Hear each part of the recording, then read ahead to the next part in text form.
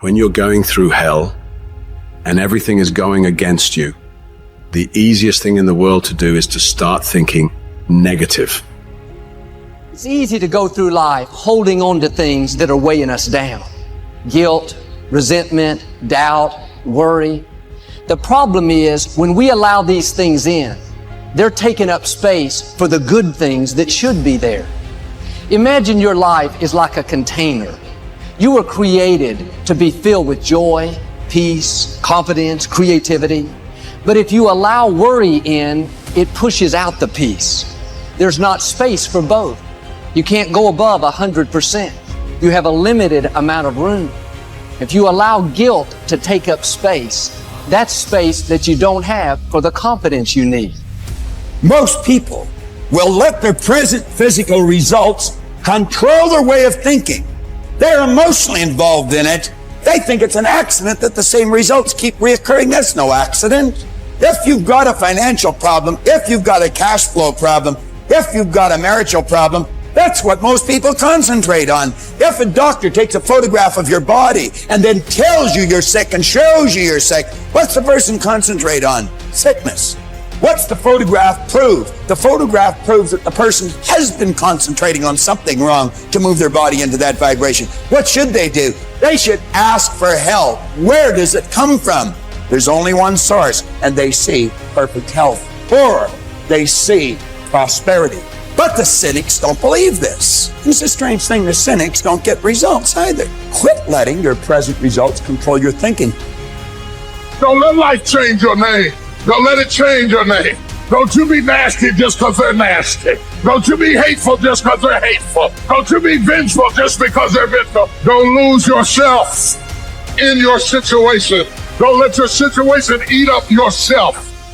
You've got to get grounded. You've got to train your mind to serve you. Meditation is one of the ways in which you can do that. Reading is one of the ways that you can do that. Listening to music is one of the ways that you can do that. Exercise is one of the ways in which you can do that. Things that you can do to still your mind, to clear your thoughts so you can think.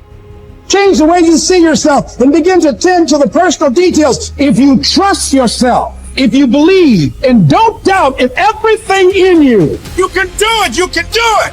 When you say a situation, a person is hopeless, you're slamming the door in the face of God. There's no guarantee that because somebody is now down on their luck, they can never come back. Who can guarantee that you can't make, that you can't have your dream? All we need to do is we look at our dreams. As we get ready to hit the floor, I'm blessed and highly favored. Don't let circumstances turn you around. Don't let hard times turn you around. Whatever you're experiencing, you know that this too shall pass. That you have the ability to make it happen. Why? You got a sense of entitlement. I deserve this, and whatever I have to do, I'm willing to step up and to face life and grab it in a collar and say, give it up, because it's mine. People think there is something called as negative thought and positive thought. They want to remove the negative thoughts and have only positive thoughts. For such people, I would ask them to just experiment for 10, 15 seconds. Let them forcefully remove one thought from their mind. For example, next 10 seconds, just don't think of a monkey. Try not to think of a monkey for next 10 seconds. You will see, you will be full of monkeys. So what I am saying is, this is the nature of your mind, because in this mind, all the three pedals are throttle. There is no brake, there is no clutch. Whatever you touch, it will only go faster. In this kind of mind, people have been taught from moral teachers and religious teachers, do not think about bad things. Well, since then, it's been a full-time job, so there is no way you can handle the mind like this. This doesn't need any great enlightenment. If you spend 2 minutes with your eyes closed, you will realize you cannot do anything forcefully with this mind. So, I want to remove negative thoughts. Do not ever go in this direction, because what you want to remove will become your quality. Always you will be on it. So, what should I do? The thing is this, without understanding the fundamental mechanism of this mind, because our mind, human mind, is the most sophisticated computer on the planet. Even all the supercomputers have come out of this. When this is the case, is it not important that we understand the mechanics of how it functions? One simplistic aspect of how it functions is there are no subtractions and divisions in our mind. There is only addition and multiplication. If you try to do something with it, it will say one more. If you try hard, it will multiply into many more.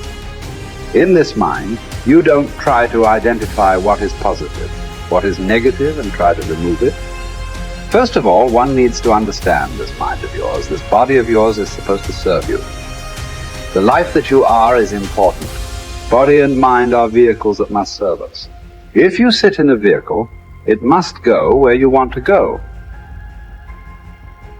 If it goes to its own destination, what is the point of such a vehicle? It's just a nuisance. Right now, most human beings are, unfortunately, experiencing this fantastic possibility of human mind as a nuisance, as a troublesome thing. Well, this is the most beautiful thing you have. There is something called as you which exists. This is not a composite of all your thoughts and emotions and physiological processes. Beyond that, there is you. If you close your eyes, even if you cannot see anything, you're still there. It is through the window of your eyes that you are looking out. But if you close your eyes, it doesn't mean that you don't exist. You still exist. So beyond your thought, you still exist. Beyond your emotion, you still exist. So that you, the life that you are, this has to come into your experience. Why is it that you're not allowing that to come into your experience, which is the most significant aspect of who you are? Who you are right now, the most significant aspect is you and me are alive right now. This is it. What I'm thinking, what you're thinking is not the important thing. We are alive right now. That is the important thing. So it is important that you focus on this fundamental sense of aliveness within you. And then you will see there is a natural distance between you and your thought process. Once there is a distance between your psychological process and your physiological process, this is the end of suffering. Because there are only two kinds of suffering that human beings go through: physical suffering and mental suffering.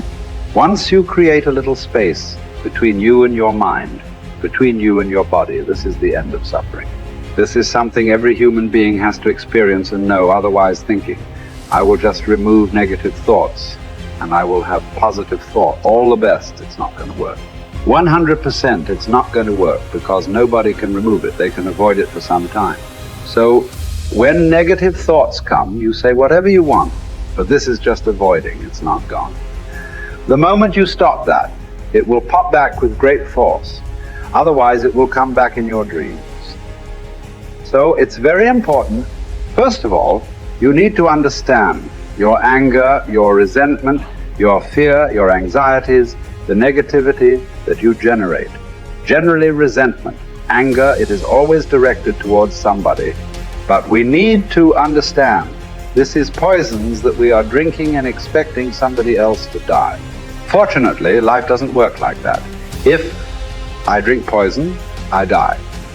If I drink poison, you don't die. So we need to understand this. When I say poison, today you can have yourself chemically analyzed right now. What is your blood work? What it says, 5 minutes of intense anger. Check your blood work and see. There will be lots of negative elements in it. Literally, you're poisoning yourself. So do you want to poison yourself? Definitely not. Now the very question is coming from certain helplessness. What shall I do? Don't do anything.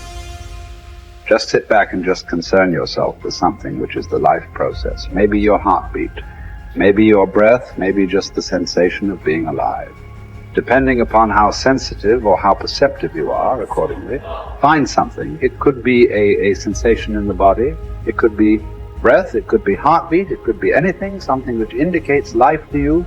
Just pay attention to that for some time. Slowly, you will see there is a distinction between what is you and what you have gathered, which includes both your physiological and psychological possibility or mess, whatever you've made out of it. You're not bright enough. You waited too late. You should have started younger. Those are the kind of voices that we all live with. For me, our ministry was growing. We lived in a nicest house we'd ever had. Driving a nice car, living from paycheck to paycheck, making it. Every night, I lay down at night, I hear the voices. Those voices are the kind of voices that stop you from buying into your own life. Stop you from enjoying the good times and believing that they will last. The anxiety and the pressure and the strength that it took to get from where you were to where you are doesn't go away, so you don't really believe it's yours.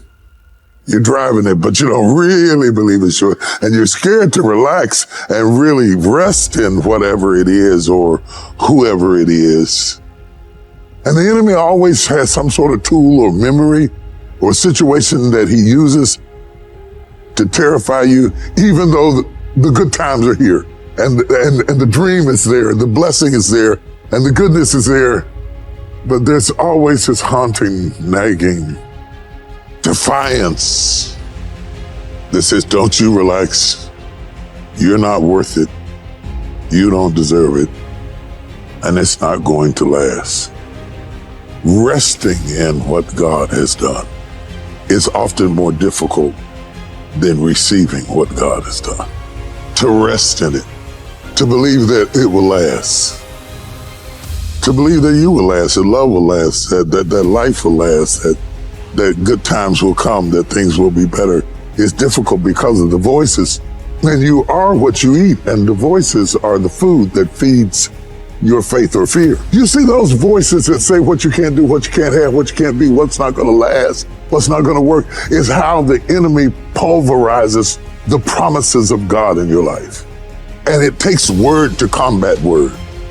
That's why when Jesus was in the wilderness and Satan was throwing word at him, he was throwing word back. And what we have to do is put word on word. I'm blessed. I'm blessed in the city. I'm blessed in the field. I'm blessed in my uprising. I'm blessed in my downsetting. I'll be blessed into my old age. I'll be blessed when I'm an old man. My grandchildren will be blessed. My body is blessed. My mind is blessed. My head is blessed. I got this. I can handle it. I can do it. Bring it on. Here it is. That kind of talk, saying that to yourself, drives back the other voices of negativity that we all have creep up behind us and tell us that we're not capable and we're not competent and we're not gifted enough and we're not good enough or we waited too late or God is punishing us.